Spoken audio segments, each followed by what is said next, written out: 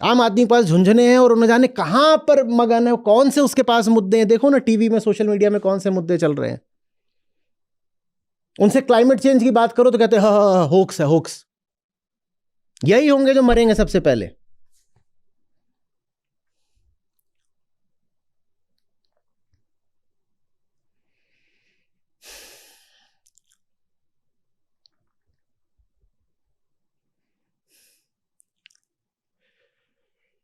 पिछले 40 सालों में हम अपनी आधी से ज्यादा वाइल्ड लाइफ खत्म कर चुके हैं। क्यों? डिफॉरेस्टेशन, जो कि क्लाइमेट चेंज का एक बहुत बड़ा कारण है। आप ये समझ पा रहे हो? पृथ्वी पर जीव जंतुओं की जितनी प्रजातियां हैं उनमें से आधी से ज्यादा हमने सिर्फ पिछले 40 साल में खत्म कर दी, हमेशा के लिए। वो अब कभी लौट के नहीं आएंगे। और खत्म करने की दर हर साल के साथ बढ़ती जा रही है।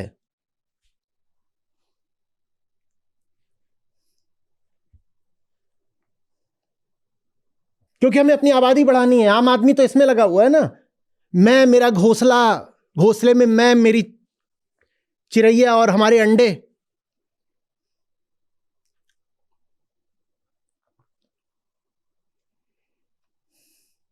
इस पूरी चीज का सबसे बड़ा कारण है जनसंख्या। एकमात्र कारण आप कह सकते हो जनसंख्या है।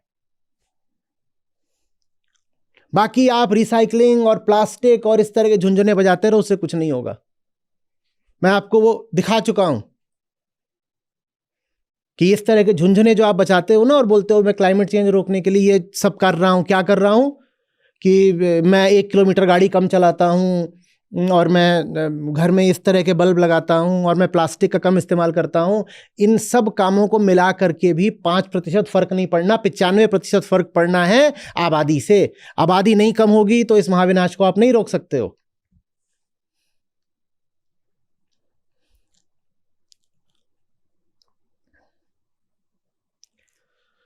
ये जो पूरा हिमालय का क्षेत्र है, दुनिया भर के वैज्ञानिक कह रहे हैं ये एक इकोलॉजिकल डिजास्टर बन चुका है।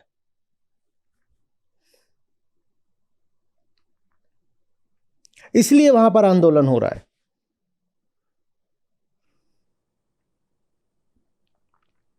और सरकारें लगी हुई है कि नहीं साहब अभी तो हमें और खनन वगैरह करने दो।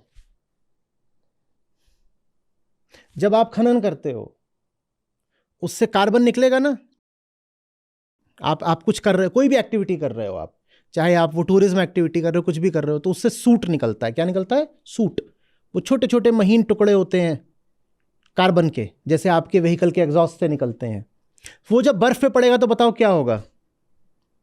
वो जो सूट है, अरे जला हुआ ईंधन, धुआं, वो जब बर्फ पे पड़ेगा धुआं तो क्या होगा? बर्फ कैसी हो जाएगी? बर्फ काली होते ही क्या करेगी? हीट एब्जॉर्ब करेगी। हीट एब्जॉर्ब करते ही वो पूरी पिघल जानी है। ये हो रहा है लद्दाख में। लद्दाख का बहुत फ्रेजाइल, बहुत कह लो कमजोर एक और नाजुक इकोसिस्टम है। वो नहीं बर्दाश्त कर रहा है ये जो चल रहा है। हम महाविनाश की कगार पर खड़े हुए हैं, लोगों को होश नहीं आ रहा। लोग किस में मगन हैं कि हमें तो जीडीपी चाहिए, जीडीपी, क्योंकि विकास माने जीडीपी होता है। इस साल में ही, अब भविष्य की नहीं वर्तमान की बात, इस साल में ही भारत के जीडीपी को 10% की चोट पड़ी है मात्र क्लाइमेट चेंज के कारण। और आगामी वर्षों और दशकों में ये चोट 30 से 40% की हो जानी है। अब गिन लो कि कितने ट्रिलियन डॉलर का नुकसान हो गया। इससे जो आपकी व्यवस्था पे, शरीर पे और सेहत पे असर पड़ना है, मैं क्या बताऊं। 2 डिग्री औसत बढ़ोतरी की बात हो रही है तापमान की, 2 डिग्री औसत। और वो औसत बढ़ोतरी माने ये नहीं होगा कि दिन में और रात में सब में 2 डिग्री बढ़ जाना है। वो जो ज्यादातर तापमान बढ़ेगा वो दिन में बढ़ेगा, रात में लगभग उतना ही रहना है, थोड़ा सा बढ़ेगा। इसका मतलब दिन में बढ़ेगा 4 डिग्री, और जिस दिन एक्सट्रीम वेदर इवेंट होगा उस दिन बढ़ेगा 8 डिग्री।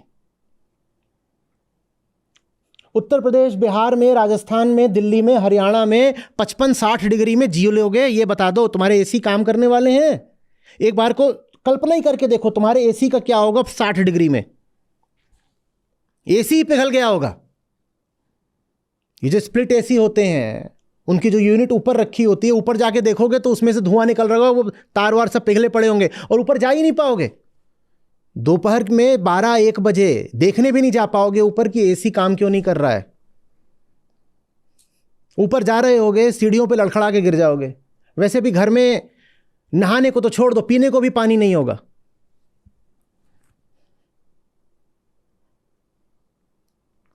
गाड़ी बाहर खड़ी होगी, जाओगे देखोगे टायर फट चुके हैं और पिघल करके चिपक चुके हैं, क्योंकि 2 डिग्री औसत है भाई। लोग कहते हैं 2 डिग्री 2 डिग्री, तो 2 डिग्री नहीं है। उस 2 डिग्री का मतलब है हफ्ते में एक दिन 8 डिग्री और प्रतिदिन 4 डिग्री, क्योंकि इक्वल राइज नहीं है। 2 डिग्री तो एवरेज आउट होके हो रहा है। रात में 0 है तो दिन में 4 है, तब एवरेज 2 आएगा। और जो ये रेंज ऑफ टेम्परेचर बढ़ेगा, वो संभाल कैसे पाओगे? अभी आपके शरीर की व्यवस्था एक तरह के तापमान से संतुलन बना चुकी है। वो सब जब बदल जाएगा तो कैसे जी लोगे? कितनी नई तरीके की बीमारी आएंगी, कभी सोचा है? कोविड जैसी हजारों बीमारियां उछल करके आने वाली हैं, क्योंकि वो सब वायरस बर्फ के नीचे हजारों, लाखों, करोड़ों साल से दबे पड़े हैं, डॉर्मेंट हैं। जब वो बर्फ पिघलेगी तो वो सारे वायरस बाहर आ जाने हैं। वायरस ऐसी चीज नहीं होती जिसकी कोई उम्र होती है। वायरस लगभग एक केमिकल की तरह होता है। केमिकल कोई उम्र होती है क्या? वायरस को लिविंग नॉन लिविंग दोनों माना जाता है, क्योंकि वो केमिकल की तरह होता है। वो करोड़ों सालों तक बर्फ के नीचे पड़ा रह सकता है, और जैसे ही बर्फ पिघलेगी वो बाहर आ जाएगा। जैसे कोरोना वायरस बाहर आ गया था उन गुफाओं से, उन चमगादड़ों से। एक कोरोना वायरस ने पूरी दुनिया हिला दी। ऐसे लाखों वायरस हैं जो बाहर आने को तैयार बैठे हुए हैं, लेकिन आम आदमी को कोई फर्क नहीं पड़ रहा है।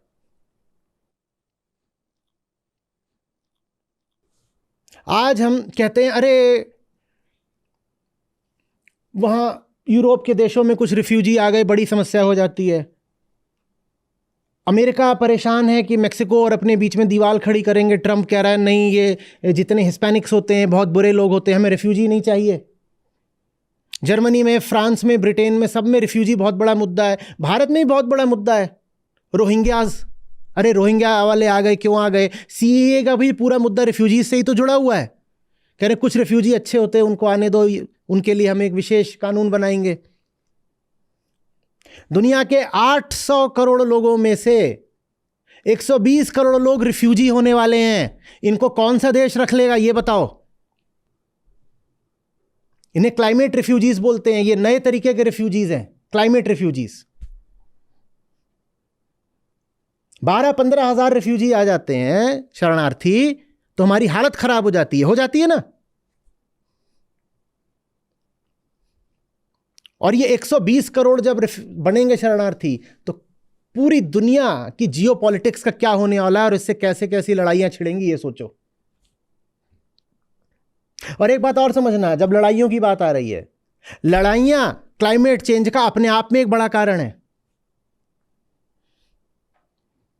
हमने क्या कहा, जब कार्बन हवा में आता है, कार्बन माने ये जो सूट होता है, कार्बन माने छोटा कार्बन नहीं, पार्टिकुलेट मैटर नहीं, ये जो सूट होता है, जैसा लालटेन जलने पे देखते हो, लालटेन के शीशे पे जो इकट्ठा हो जाता है।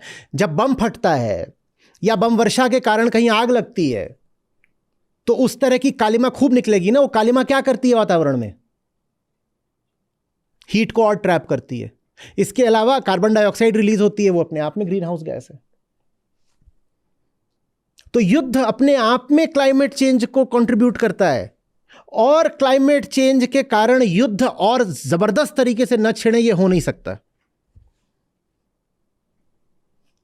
सामरिक विश्लेषकों का कहना है कि बहुत संभव है कि अगले विश्व युद्ध का कारण क्लाइमेट चेंज ही हो, और अगला विश्व युद्ध बहुत दूर ना हो, बस कुछ सालों या कुछ दशकों की दूरी पर खड़ा हो। कहते भी है ना कि साहब जमीन पीछे छूट गई और ऑयल भी पीछे छूट गया, अगला विश्व युद्ध पानी के लिए होगा। पहले दोनों विश्व युद्ध हुए थे कॉलोनीज के लिए, जमीन चाहिए, कॉलोनीज। फिर अभी अतीत की जो बड़ी लड़ाइयां हैं पिछले 50 साल की, वो ज्यादातर हुई हैं तेल के लिए। आने वाली लड़ाई होगी सिर्फ और सिर्फ पानी के लिए। हम प्यासे मरने वाले हैं। और ये हम तब बात कर रहे हैं जब हम इस पृथ्वी की सबसे सबल प्रजाति हैं। नन्ही गौरैया का सोचो, उसका क्या होगा?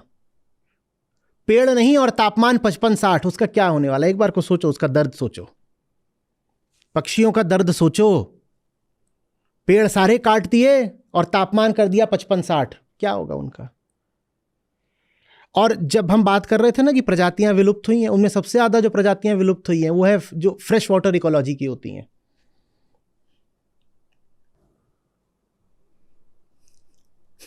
अपने बच्चों को हम कौन सी दुनिया दे रहे हैं? ये वो हमें कोसेंगे कि हमें क्यों पैदा किया, भुन भुन के मरने के लिए, रोस्टेड टू डेथ।